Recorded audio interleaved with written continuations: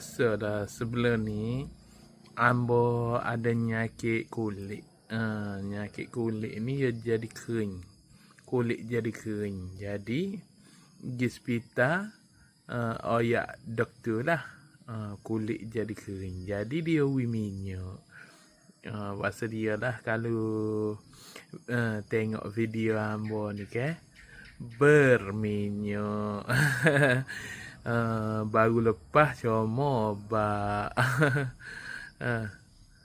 Allahu Akbar. Biasalah dia jadi minyak.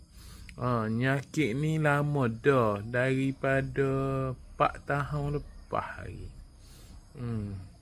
Jadi kita pergi pakai kulit. Tanya dia. Jadi dia tengok dah lah kulit kita. Dia kata cuma kering.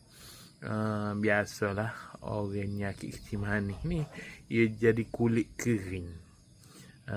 Jadi kita kena cuma obat. Tapi nampak kilak. Minyak-minyak. Beres.